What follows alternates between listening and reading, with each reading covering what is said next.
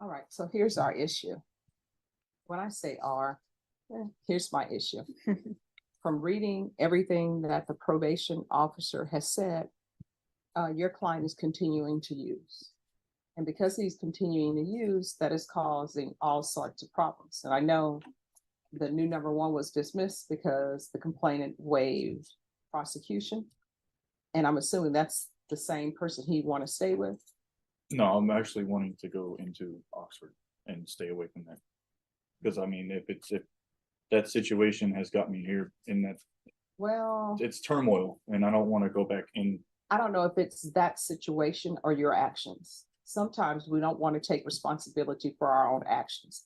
Maybe you can be in a relationship with somebody and that relationship is toxic. Maybe y'all push each other buttons and it's not a good relationship to be in, but your actions and not the location is what is bringing you here. So part of your actions is from the probation report, we have done inpatient treatment with you and you're not stopping the use of drugs. That's part of the problem. And part of the problem is there's a mental health issue. Now, whether the mental health issue is drug related or not, we don't know, because you can never tell whether someone has a mental health issues until they are completely clean and sober, unless there's some previous diagnosis, maybe. So that's the problem we have with you. I understand that the state wants to withdraw their motion, but we have not yet done so. Yes. So what I am proposing and what I think is the best thing to do, Mr. Molina, and if you all want to do this, you can. If you don't want to do it, then we can have a hearing, is he needs to remain in custody. He can be transferred, perhaps lifetime recovery will accept him, but going to Oxford House, yes, it's a sober facility. I remember when Oxford House first started out, nobody had heard of it. And I was doing all this research, trying to get a female client that I had in there and bringing all this documentation to the court. But the key to Oxford House, really a lot of times people have been sober for a while, and that's a place to help them with their sobriety and be surrounded by people who are sober. You're not at that point yet because we're here because you continue to use, and this is, I don't know if it's the result of your drug use, but this has happened. So my proposal is that he remain in custody. Either he can be transferred to lifetime recovery, or maybe Oxford House will say, hey, we'll take him. But I think lifetime recovery would probably be best for him. I would suggest felony drug court, but I know felony drug court, they haven't had their graduation yet. So they probably don't have room for him, and they may not even accept him based upon the allegations. All right, so I'm going to do no contact with Claudia Rushing. There's going to be a referral to felony drug court, lifetime recovery, MIC evaluation. And this is all to take place while in custody. And Mr. Gibson, is this what you want to agree to? Yes, ma'am. I just do have a question with the no contact. How long is that? Oh, until I say otherwise. Okay. Because this is what I've discovered in my time on the planet. You got to work on yourself and get yourself 100% correct before you try to get in anybody's relationship. And being in a relationship is difficult anyway. People love to see the flowery things of it, but they don't see the work that goes into it. Like everybody will see marriage. Oh my gosh, congratulations on your 50th or 70th anniversary. And everybody thinks it's all roses. It's not. It takes work. And I always tell people this, while you're going through this treatment, you know what you should do? Get an orchid. Work on yourself and get an orchid. Get that orchid. Like right now they have orchids, they're out there in bloom. You get that orchid, you're like, oh my gosh, this is so beautiful. And you take it home. And on the little instruction card, you know what it'll say? Oh, just put 2 ice cubes in this once a week. Now, mind you, the real orchid people will say, whatever you do, don't put ice cubes in there. But you're like, I'm going by the instructions. When you go by the instructions, you know what's going to end up happening? The blooms are going to fall off because blooms fall off on orchids, and your orchid is going to end up dying. Then you go back, you get another orchid. You are not maybe ready for a relationship until you can get that orchid, once it drops all its blooms, to rebloom. If that orchid reblooms, you may be ready for a relationship, because orchids take patience and they're a little bit fickle.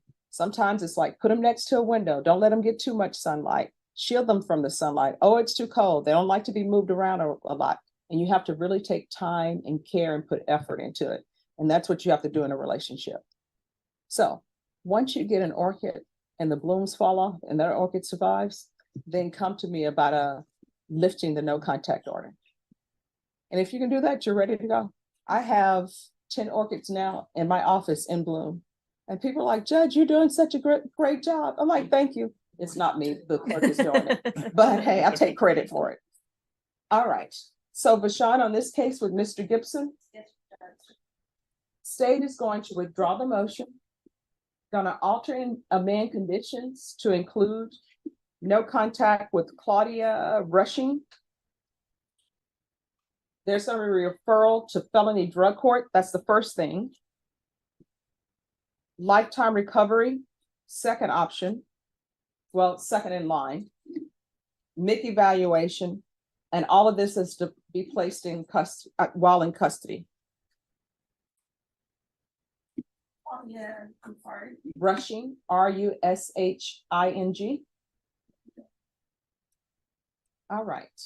Mr. Gibson, is there anything else you need from the court? I just wanted to ask, like, with the, we just had a baby, her and like, how would I go about the like visitation and stuff like that once I'm, Oh, you'll have to work that through a third party. I'm sure the grandparents are involved, are they not? Hers, yes. Her parents, her side. So you'll need to find a go-between for that. And this is not your first child, right? No. All right, because I know I ordered parenting classes for you. Yes. And I did it while I was inside of. Okay. But did you learn? Yes. Did I learned you some. really? I learned some. But Because if you did, we wouldn't be here. right. Yes, ma'am. So what you're charged with, if you get revoked, you're looking at potentially 20 years in the prison. Yes, ma'am. And if you were to get 20 years in the prison, guess what? The baby you just had will be an adult when you get out. Yes, ma'am. All right. Good luck to you. Thank you, ma'am. In 2019, CR 8096, State of Texas versus Austin Zachary Mark Gibson. Are you Austin Zachary Mark Gibson? Yes, ma'am. And for the state? It's act on, Your Honor. All right, we're here with a request to change conditions to include or amend the conditions for no harmful or injurious contact with Claudia rushing. All right. And we have a witness here today, and that is Miss Claudia Rushing. Is that correct? Yes, Judge. All right, Miss Rushing, could you unmute for me, please? Good morning. Good morning. Could you raise your right hand for me, please? Yes, ma'am. Do you solemnly swear or affirm the testimony you give will be the truth and nothing but the truth, so help you God? Yes. All right, you can lower your hand, state your name for the record, please. My name is Claudia Rushing. All right, any questions, state? No questions from the state, Your Honor. No, Judge. All right. What is your relationship to Mr. Gibson? He's the father of my daughter and my boyfriend. All right. And how long has he been in your life? Well, before all this happened, he was in my life back in 2017. We split up. We were together for about a year and a half. And then we reconnected back in, it was 2020. Around that time. And then, as you know, last year of October 13th, a situation between me and him happened, and, he ended up in jail for that. It was a family violence.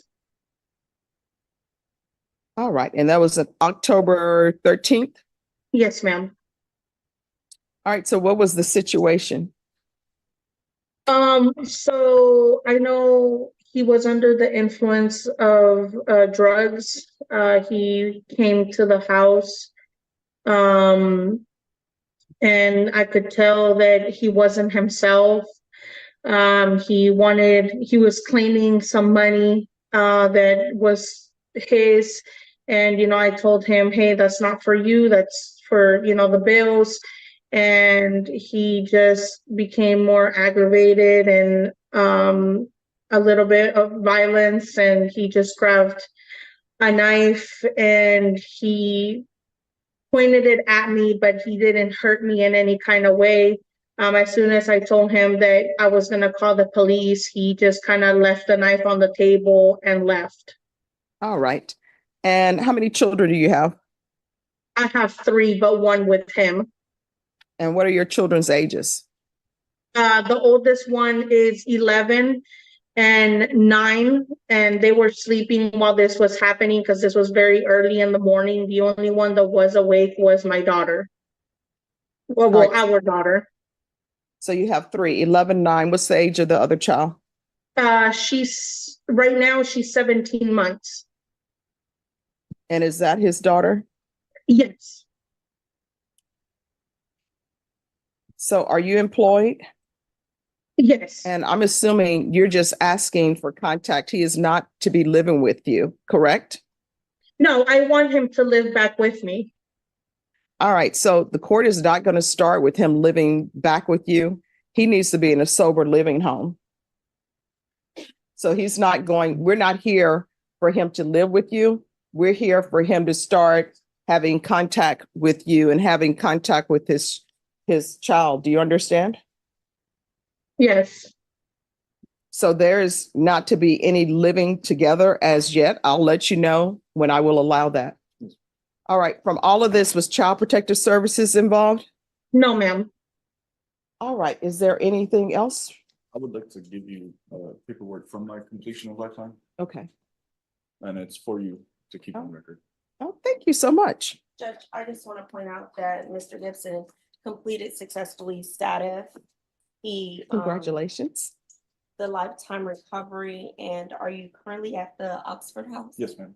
Yeah. Excalibur. Right. So here's the thing. What I've discovered when people are involved in sobriety and we want them to maintain their sobriety, things have to be done incrementally, right? So the first thing is you're not living with her. You can have contact, because once you start on your journey to sobriety, there's a lot of self-discovery that comes into it, right? Honestly, you don't even know if this is 100% the relationship that you want, because you're just seeing things clearly now. So I will allow you to have contact with her, but you are not to live with her. You're not to spend the night with her. There's to be none of that. You understand? Yes, ma'am. And I will set up a time frame for your no harmful or injurious contact with her. All right. So we'll start off with Thursdays through Fridays, 4:30 to 6:30 p.m. All right. And we'll do that for a month. And if there are no problems and everything works out fine, we can extend it. And then ultimately it will just be no harmful or injurious contact whenever you want to see. All right. Any other questions about anything? You understand? Yes, ma'am. All right. And we're off the record. Congratulations. Thank you. All right.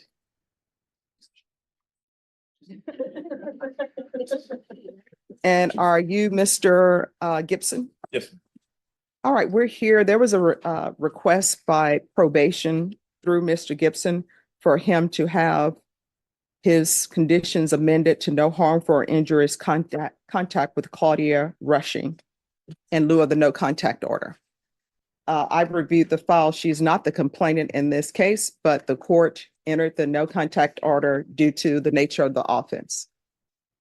And Your Honor, just to let you be aware, there was a case where she was the victim. Okay. I don't know if it was TIC or if it was just dismissed outright.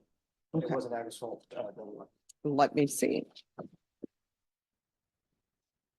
Yes, it was NIMAG number 552093. My JD is not working, Judge. So, Oh, yes, I know JD. but I believe that's correct. I believe because I did happen to know that case was dismissed for whatever reason. All right, and probation, do you have a report for the court? Judge, since the last compliance hearing, back in April, he's been living, I mean, he's been visiting with Claudia Rushing and the children as you directed. There has not been any kind of issues or anything with those visits. The CSO assigned to Mr. Gibson did speak with Ms. Rushing, who reports no issues. And she states that she and the children hope that he can return to home. He's completed lifetime. He was residing at the Oxford house, but he couldn't afford to continue living there. So right now he moved in with his brother-in-law with his brother-in-law. But there is some other issues to, there are requests for him to be able to move back in to help with the children, and to get the family back together. He continues with his weekly sober support meetings and aftercare treatment. The probation officer doesn't seem to have any issues or qualms about him residing back with Miss Rushing, and I've asked her to join the Zoom meeting today. Judge, I did forward you a court summary so you can kind of overall look at the case in your email. So Judge, we are asking for you to lift the contact restrictions and allow Mr. Gibson to reside with Ms. Rushing and to continue with a no harmful or injurious contact order. Okay. All right, you want to raise your right hand for me, please? Do you solemnly swear and affirm the testimony you give will be the truth and nothing but the truth, so help you God? I do. All right, you can lower your hand. How many days sobriety do you have? I have 7 months and I think 3 weeks. All right, so how often are you doing AA or NA meetings? I try to get 3 to 5 meetings in a week, and then I'm doing my, as needed with outpatient from my time. All right, and are you employed? I'm currently not. I'm doing staffing through People Ready, and I'm currently actually have an interview today with Wash Tub on the spot. All right, and what time is your interview? He said just come by at any time before 6.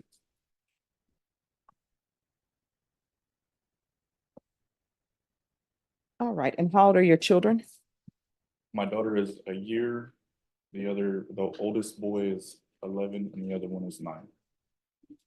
All right, so you say your daughter is a year. So the other 2 children, are you their stepfather or biological? Yes, I'm stuck. All right. It always perks up my ears when people sort of seem as though they're putting more favoritism on their child when they're a stepfather. I'm definitely not. All right, They're all equal to me. okay. All right, any other questions? No. All right, so I'm going to call Ms. Rushing in. Could you raise your right hand for me, please? Do you Yes, solemnly ma'am. affirm the testimony you give will be the truth and nothing but the truth, so help you God? Yes. You can lower your hand, state your name for the record. My name is Claudia Rushing. Would you like Austin to move back in with you? Yes. And back when this happened, there was a case of aggravated assault where you were named the victim, is that correct? Yes. And you chose not to press charges. Yes. And can you tell us briefly what happened that day?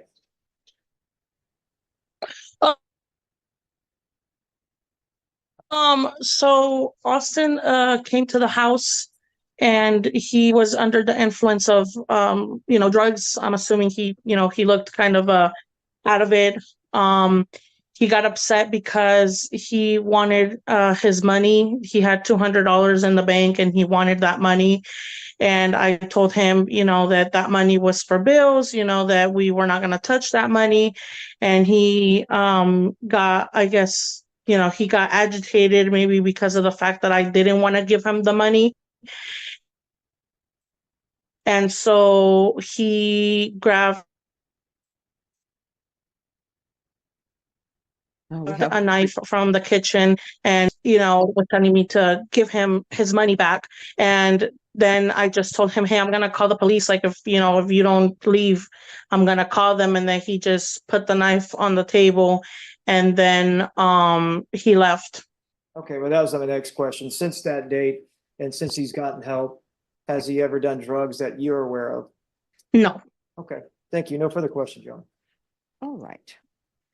Miss Rushing, Yes, ma'am. since he's been allowed to have contact with you, what is a normal activity that you all do together or do with the children? We've gone to the mall, to go, eat and, just eat, walk around. We took family pictures, on what was it, on the 17th? We took some family pictures and, we have gone to the park, we've drove around. He's had good contact with the kids. It does get a little bit depressing, at the end of the visit because the children will say and ask like, oh, when is daddy coming home? Or why does daddy have to leave? So that is always, like the downside of the visitations, All right. And do you have any fear of him?